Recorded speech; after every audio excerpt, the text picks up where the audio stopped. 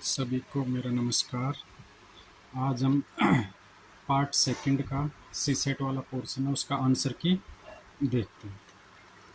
तो इस पैसेज को पढ़ने पर हमें महसूस होता है कि ये डेजर्टिफिकेशन या मरुभवन ऐसी प्रक्रिया जहाँ पर पहले पेड़ थे, अब वो पेड़ किसी भी कारण से नष्ट हो गए, तो उसके क्या दुष्प्रभाव पड़ते हैं उसके बारे में इसमें चर्चा की गई है। तो इसमें हमें सॉल्व करने का एक तरीका अपनाना होगा कि जो भी प्रश्न पूछा गया है उसका आंसर इसी पैसेज में से हमें ढूंढना होगा। ऐसा नहीं है कि हम अपने विचार से उसको मान लें कि इसका ये प्रभाव होगा या पूर्व धारणा होगी। जो पैसेज में उल्लेख किया गया है उन्हीं के बारे में हम आंसर ढूंढने का प्रयास करेंगे। तो प्रश्न नंबर है 51। इस परिच्छेद के अनुसार निम्नलिखित में से कौन सा वन आच्छादन में आए ह्रास के परिणाम है? तो ऑप्शन इसके ऊपरी मृदा की हानि, अपेक्षाकृत छोटी नदियों की हानि, कृषि उत्पादन पर प्रतिकूल प्रभाव और भौमजल की हानि। तो हम यदि पैसेज को गौर से देखें तो इसमें हमें दिखाई देता है कि वनोन्मूलन का एक प्रमुख दुष्परिणाम जल विज्ञान में प्रतिकूल परिवर्तनों और संबंधित मृदा और पोषकों की हानि है। तो ऊपरी मृदा या संबंधित मृदा की हानि है दिखाई दे रहा है इसमें। नीचे है कि पर्वत के संदर्भ में पर्वतीय मृदा का कम होता जा रहा, आर्द्रता धारण, हिमालय क्षेत्र में अंतर्भूम झरना और अपेक्षाकृत छोटी नदियों के सूखते जाने का श्रेय वन आच्छादन में आए उग्र परिवर्तन को दिया जाता है। तो दूसरा ऑप्शन भी हमें दिखाई दे रहा है। तीसरा ऑप्शन है कृषि उत्पादन पर प्रतिकूल प्रभाव। तो यहाँ चाय बागान की क्षति और परिणाम स्वरूप होने वाली चाय उत्पादकता की हानि, नदी तंत्र के बदलते मार्ग और गाद भराई या सिल्टेशन के कारण नदी तल के बढ़ते जाने का स्तर। तो भौमजल की हानि भी है इसमें, कृषि उत्पादन पर प्रतिकूल प्रभाव भी है, अपेक्षाकृत छोटी नदियों की हानि का ऑप्शन भी है और ऊपरी मृदा की हानि भी है। मतलब चारों ही वनों के आच्छादन में आए ह्रास के परिणाम है। तो इसका आंसर होगा डी 1, 2, 3 एंड 4। नेक्स्ट क्वेश्चन है, इस परिच्छेद में निम्नलिखित में से कौन सा सही निष्कर्ष निकाला जा सकता है? तो इसमें निष्कर्ष है कि पहला, वनोन्मूलन के कारण नदियों के मार्ग में परिवर्तन हो सकता है। भूमि का लवणीभवन केवल मानवीय क्रियाकलाप के कारण होता है, ऐसा नहीं है। ना इसमें ये कहीं जिक्र किया है कि केवल मानवीय क्रियाकलाप के कारण ही होता है, प्राकृतिक कारणों से भी हो सकता है। तीसरा है कि मैदानों में गहन एक धान्य कृषि प्रथा उष्णकटिबंधीय एशिया, अफ्रीका और दक्षिणी अमेरिका में मरुभवन का प्रमुख कारण है। तो इसमें कहीं ये जिक्र स्पष्ट नहीं किया गया है कि केवल उष्णकटिबंध में, जहाँ पर एशिया, अफ्रीका और दक्षिणी अमेरिका है, उनमें एक धान्य कृषि प्रथा के कारण ही मरुभवन होता है। तो इसमें केवल एक निष्कर्ष जो निकलता है वो पहला ही सही निष्कर्ष निकलता है कि वनोन्मूलन के कारण नदियों के मार्ग में परिवर्तन हो सकता है। नेक्स्ट क्वेश्चन है कि मरुभवन के संदर्भ में जैसा कि परिच्छेद में वर्णन किया गया है, निम्नलिखित पूर्व धारणाएं बनाई गई है। पूर्व धारणा का मतलब होता है कि ये पैसेज किस अनुमान के आधार पर लिखा गया है। तो हमें केवल इसमें जो दिखाई गई पूर्व धारणा है वही मानना है, ऐसा नहीं है कि हम अपनी हिसाब से पूर्व धारणाएं मान लें। तो इसमें बताया है कि मरुभवन केवल उष्णकटिबंधीय क्षेत्रों घटना, कहीं भी ऐसा जिक्र नहीं किया गया है इन्होंने कि केवल और केवल उष्णकटिबंधीय में मरुभवन होता है। दूसरा है बाढ़ और मरुभवन वनोन्मूलन के अनिवार्य परिणाम है। जहाँ पर ये शब्द हो अनिवार्य, केवल, तो उसको हमें थोड़ा गौर से पढ़ना होगा, क्योंकि इनमें इनको कीवर्ड बोलते हैं आंसर में, और ये यदि है तो बहुत हमें गौर से देखना पड़ेगा कि वास्तव में क्या है। तो ऐसा कहीं नहीं जिक्र नहीं किया गया है कि वनोन्मूलन के अनिवार्य परिणाम ये होंगे। तो इसमें जो पूर्व धारणाएं वैध है वो ना तो पहली है ना ही दूसरी, मतलब डी आंसर होगा। नेक्स्ट पैराग्राफ है पर्यावरणीय चुनौतियों से, जिसमें क्वेश्चन है कि उपयुक्त परिच्छेद से निम्नलिखित में से कौन सा सर्वाधिक निर्णायक और तार्किक निष्कर्ष निकाला जाता है। जो पैसेज दिया गया है उसके आधार पर हम क्या निष्कर्ष निकाल सकते हैं। तो इस पैसेज के आधार पर ये हमें बताता है कि हमारी जो आदत होगी चीज़ों को उपयोग करने की, उनको यदि हम किफ़ायती प्रकार के हो, अर्थात बहुत ही रीजनेबल तरीके से हो, तो पर्यावरण से हमारी आवश्यकताएं पूरी हो सकती है। तो इसमें निष्कर्ष है कि हमारे लिए उपभोक्तावाद को कम करना अपने ही हित में। उपभोक्तावाद का मतलब होता है कि बहुत ज़्यादा चीज़ों का प्रयोग करना, उसको कम करेंगे तो हम पर्यावरण को बचा सकते हैं।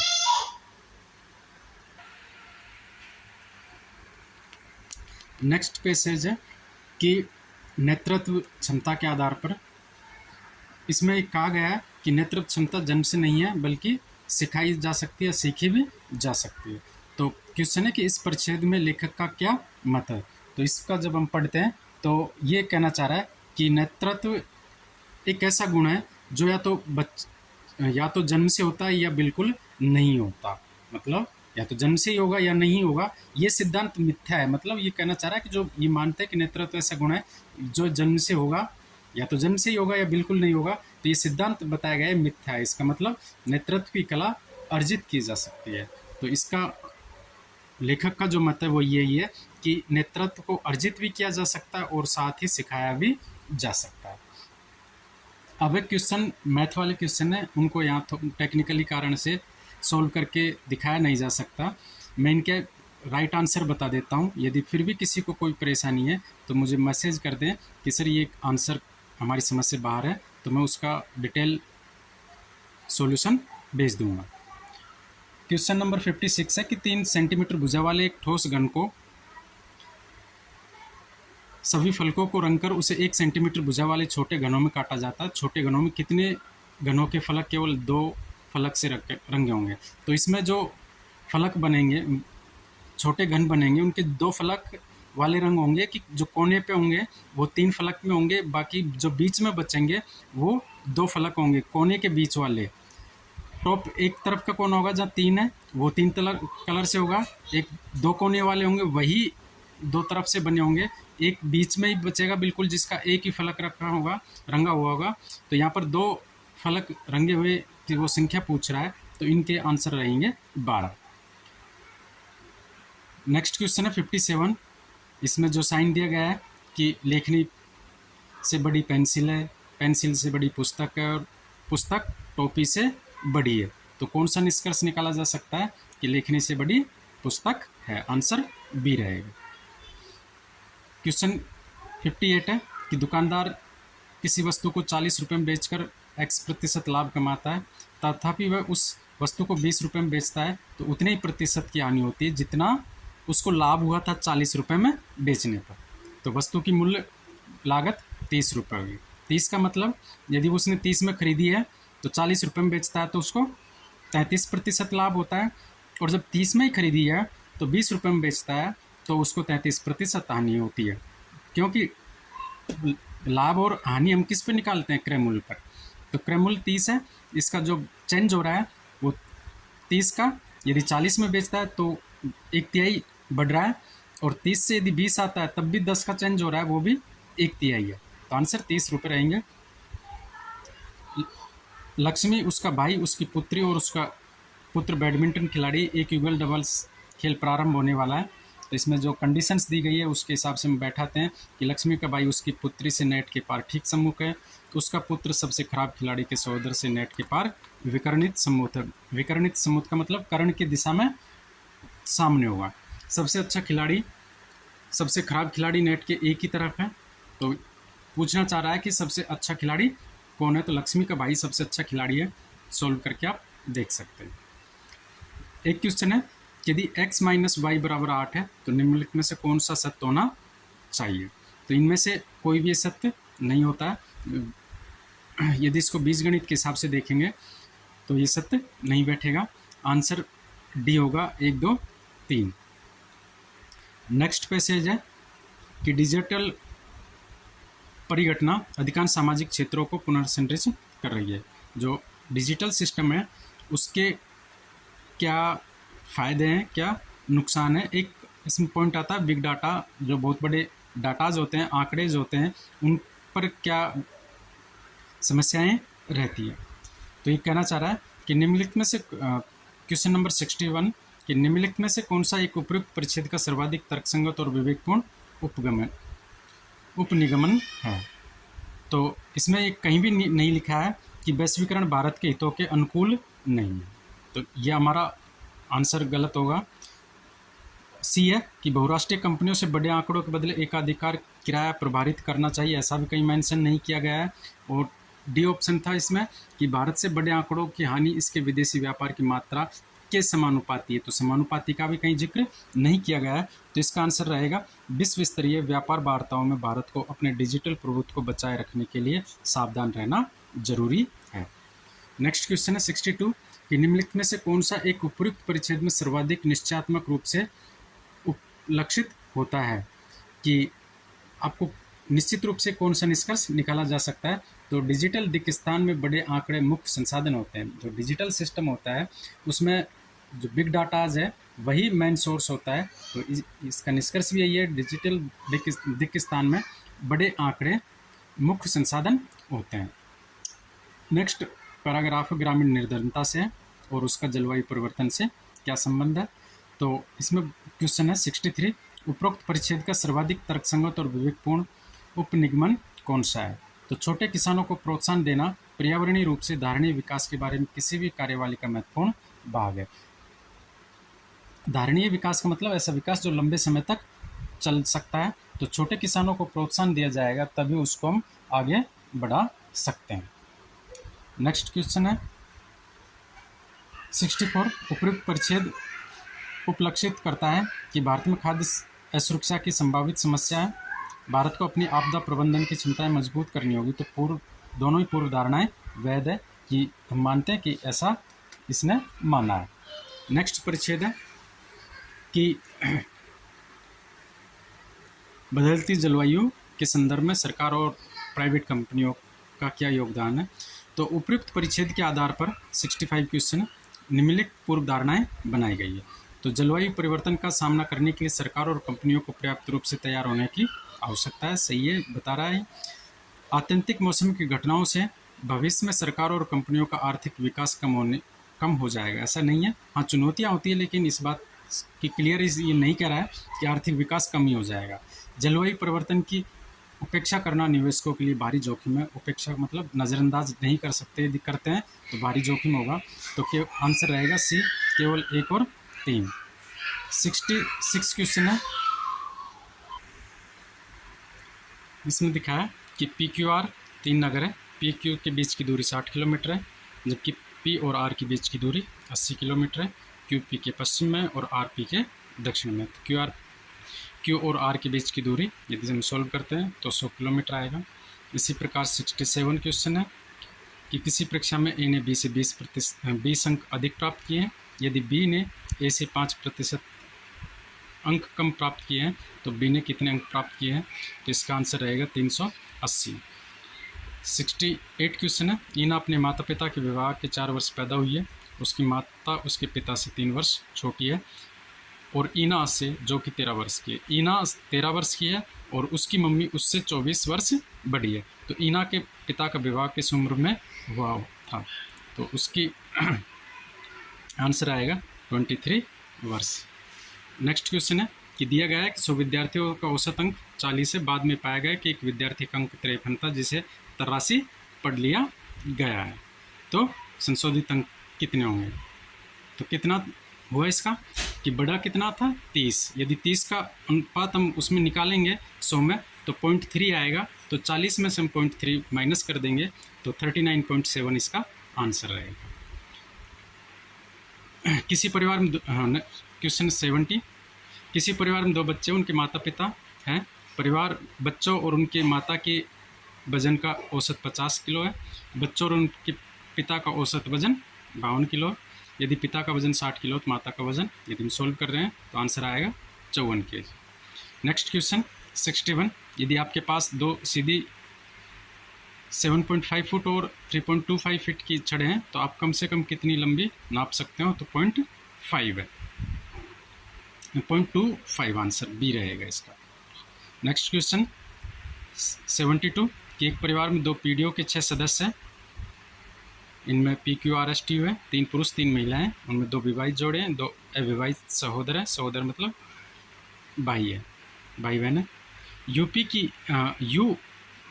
की पुत्री है और QR की सास है। T अविवाहित पुरुष है और S एक पुरुष है। निम्न से कौन सा सही है। तो इसको सोल्व करेंगे टेबल के माध्यम से, तो आंसर आएगा कि आर एस की पत्नी है। क्वेश्चन नंबर 73 कि एक व्यक्ति अपने घर के पीछे सीधे 25 मीटर चलता है, फिर वह दाहिने मुड़कर 50 मीटर चलता है, फिर वह बाएं मुड़कर पुनः 25 मीटर चलता है। यदि उसके घर का मुख पूर्व की ओर है तो वह अपने प्रारंभिक बिंदु से किस दिशा में है। तो इसको सोल्व करेंगे तो आंसर आएगा उत्तर पश्चिम। क्वेश्चन नंबर 74 है कि नीचे दिए गए दो कथन दिए गए, उनमें से बाद के दो निष्कर्ष भी दिए गए हैं। कथन है सभी बिल्लियाँ कुत्ते हैं और सभी बिल्लियाँ काली हैं, और निष्कर्ष है कि सभी कुत्ते काले हैं, और दूसरा निष्कर्ष है कुछ कुत्ते काले नहीं हैं। तो इसमें से जब सॉल्व करते हैं डायग्राम के माध्यम से, तो निष्कर्ष आता है कि ना तो निष्कर्ष फर्स्ट और ना ही निष्कर्ष सेकंड है। एक अरेंजमेंट का या क्रम संख्या वाला है कि लड़कों की एक पंक्ति में ए बाएं छोर से 16 है, 16वें स्थान पर है, वी दाएं छोर से 18वें स्थान पर है, जी ए के दाईं और 11वें पर है, वी से तीसरे स्थान पर है, तो दाहिनी छोर की ओर है। पंक्ति में कुल कितने लड़के, तो इसका आंसर रहेगा 41। नेक्स्ट एक पैराग्राफ है जिसमें दिया गया है कि जल के साथ एक बहुत बड़ी विडंबना है, वो नदी और आर्द्र भूमियों से आता है, लेकिन फिर भी आर्द्र भूमि को उनसे पृथक माना जाता है। ठीक है, तो इसके आधार पर क्वेश्चन नंबर 76 है कि उपयुक्त परिच्छेद में निम्नलिखित में से कौन सा सर्वाधिक तर्कसंगत और विवेकपूर्ण निष्कर्ष निकाला जा सकता है। तो इसका निष्कर्ष निकलता है कि आर्द्र भूमियों को जल से मुक्त स्रोत के रूप में कहीं अधिक प्रबलित करना चाहिए, कि आर्द्र भूमियों को भी हम जल का मुक्त स्रोत के रूप में मान्यता देनी चाहिए, क्योंकि इसमें ऊपर जो ए आंसर है रामसर समझौते का जिक्र कहीं नहीं किया गया है पैसेज में। दूसरे में जल प्रणालियों के निर्माण का आधुनिकीकरण का तो प्रयास किया जाना चाहिए, आगे अभिवृद्धित किया जाना चाहिए। तो ऐसा भी इसमें कहीं पूरा सेंटेंस नहीं बताया गया है। जल की आपूर्ति निःशुल्क नहीं होनी चाहिए, ऐसा भी इसमें कहीं लिखा नहीं गया। तो आंसर रहेगा हमारा सी कि आर्द्र भूमियों को जल के एक मुक्त स्रोत के रूप में कहीं अधिक प्रबलित करना चाहिए। नेक्स्ट पैसेज है कि वित्तीय तंत्र स्थापित ना हो जाए तब तक हमारे शहरी निकाय संभवतः हमारे शहरों में जलापूर्ति की धारणीय व्यवस्था सुनिश्चित नहीं कर सकते। धारणीय व्यवस्था का मतलब कि जब तक व्यवस्था कंटिन्यू चल सकती है, सस्टेनेबल हो। तो इसका एक संदेश है और वो ही आंसर ए है इसका कि शहरी स्थानीय निकायों को उपभोक्ता शुल्कों के माध्यम से लागत वसूलनी चाहिए। जब तक वित्तीय व्यवस्था स्थायी नहीं होगी तो धारणीय व्यवस्था सुनिश्चित नहीं की जा सकती। तो उसका विकल्प है कि उपभोक्ता शुल्कों के माध्यम से लागत वसूलनी चाहिए। इसी पैसेज के आधार पर नेक्स्ट क्वेश्चन है 78। तो उपयुक्त परिच्छेद के संदर्भ में निम्नलिखित पूर्व धारणाएं बनाई गई है। तो केवल धनी शहरी जल की धारणीय आपूर्ति को सुनिश्चित कर सकता है, ऐसा बिल्कुल नहीं कहा गया है। बाकी उनकी लागत मूल्य उससे भी वसूली जा सकती है, पर पैराग्राफ में ये कहीं नहीं गया लिखा गया कि केवल धनी शहरी धारणीय आपूर्ति को सुनिश्चित कर सकते हैं। शहरों में जल की धारणीय आपूर्ति का अर्थ कुटुंबों को जल की आपूर्ति करने से कहीं अधिक है। तो इसका मतलब है कि धारणीय आपूर्ति यानी गुणवत्तापूर्ण जल होना चाहिए। हम एक परिवार को जल तो दे रहे हैं, पर उससे ज़्यादा महत्वपूर्ण है कि वो जल गुणवत्तापूर्ण होना चाहिए। तो 78 का आंसर रहेगा बी। नेक्स्ट पैराग्राफ है भारत में सौर ऊर्जा की संभावनाओं के आधार पर। तो इसमें क्वेश्चन पूछा गया है कि उपयुक्त परिच्छेद के निम्नलिखित में से कौन सा सर्वाधिक तार्किक और तर्कसंगत निष्कर्ष निकाला जा सकता है। तो इसमें जो पहला है कि उत्सर्जन 33% घटाने की भारत की प्रतिबद्धता को प्राप्त करना असंभव है। ऐसा नहीं लिखा गया कि संभव ही नहीं है। भारत के नवीनीकरण संसाधनों में निवेश करने के बजाय गैस का आयात करना चाहिए, ऐसा भी नहीं लिखा है। हाँ, सी मिलता है इसका, नवीनीकरण संसाधनों को बहुत जल्दी बाजार में लाना महंगा हो सकता है, रिस्की है। ये आंसर सी रहेगा 79 का। नेक्स्ट क्वेश्चन इसी पैसेज के आधार पर है 80। उपयुक्त परिच्छेद के संदर्भ में निम्नलिखित पूर्व धारणाएं बनाई जा सकती है। तो सरकार प्राय ऐसी तकनीकी पर अक्षम एवं महंगी आर्थिक सहायता देती है जो निकट भविष्य के लिए तैयार नहीं हो सकती। तो सरकार के काम ये कि बहुत लंबी सोच के साथ कार्य करे कि निकट भविष्य नहीं तो हमें बाद में सहायता मिलेगी, तो उन्हीं के लिए वो आर्थिक सहायता देती है। दूसरा जो निष्कर्ष वो कहीं नहीं मिल रहा है कि 33% कटौती की प्रतिबद्धता हम तभी कर सकते हैं जब गैस आधारित कोई सिस्टम लागू करें। इस क्वेश्चन में बड़ा कन्फ्यूज़न है कि इसका 81 का कि 22 आंसर क्यों है कि एक कार्यालय में केवल दूसरा और चौथा शनिवार और सभी रविवार अवकाश के रहेंगे। तो जब इनको कैलकुलेट करते हैं तो लास्ट आंसर हमारा 22 आता है, क्योंकि इसमें कहीं भी नहीं लिखा है कि साल कौन सा होगा, महीना कौन सा होगा। यदि एक सामान्य वर्ष है, लीप ईयर नहीं है, तो उसमें फरवरी में 28 दिन होंगे और मैक्सिमम 6 उसमें छुट्टियां हो सकती है। तो 22 आंसर आएगा इसका। 82 है, ए और बी क्या है का योग सी और डी की सम्मिलित आय से अधिक है। तो इसको हम सॉल्व करते हैं तो सर्वाधिक आय निकलती है हमारी बी की। कोड वाला क्वेश्चन है कि 256 का अर्थ है लाल रंग चौक है। जब इसको हम सॉल्व करते हैं तो इसमें सफ़ेद रंग को इंगित करने वाला अंक आता है 4। एक टेबल पर आधारित क्वेश्चन है कि व्याख्या था ABCDEF और जी विभिन्न शहरों के। यदि हम इसको पूरे को सॉल्व करते हैं तो हमारा आंसर निकलता है 84 का कि भूगोल में विशेषज्ञ कौन है। आंसर बी रहेगा इसका। अर्थशास्त्र में विशेषज्ञ व्याख्या किस शहर से है, तो आंसर बी मुंबई रहेगा। कौन हैदराबाद का है व्याख्या था, तो इसका आंसर ई रहेगा। एक ऐसा ही क्वेश्चन है, ये थोड़ा जटिल क्वेश्चन है कि 8 रेलवे स्टेशन है जो या तो एक तरफा मार्ग से या दो तरफा मार्गों से जुड़े हैं। तो इसको हम सॉल्व करते हैं तो 87 क्वेश्चन का आंसर निकलता है सी से एच तक यात्रा करते हुए निम्नलिखित स्टेशनों में किस एक से गुजरना ही होगा। जब सी से एच तक जाओगे तो आपको ई हर हालत में मिलेगा। 88 क्वेश्चन है कि रेलगाड़ी ऐप से ए तक किसी स्टेशन को बिना एक बार से अधिक पार किए कितने विभिन्न प्रकार से जा सकती है। प्रायिकता वाला क्वेश्चन है, इसी का ही है उन्हें को। तो इसका आंसर 4 रहेगा। यदि जी और सी के बीच का मार्ग बंद कर दिया जाए तो एच से सी तक यात्रा करते समय निम्नलिखित स्टेशनों में से किसी एक से गुजरने की आवश्यकता नहीं होगी। तो आंसर रहेगा ए। एक क्वेश्चन है, इसमें निष्कर्ष निकलता है कि शासितों की सहमति के अनुसार ही शासन किया जा सकता है। तो उपयुक्त कथन किसके समर्थन तर्क प्रस्तुत करता है, तो इसका आंसर है कि शासितों की सहमति के अनुसार शासन किया जाना चाहिए। धन्यवाद सभी का बहुत बहुत।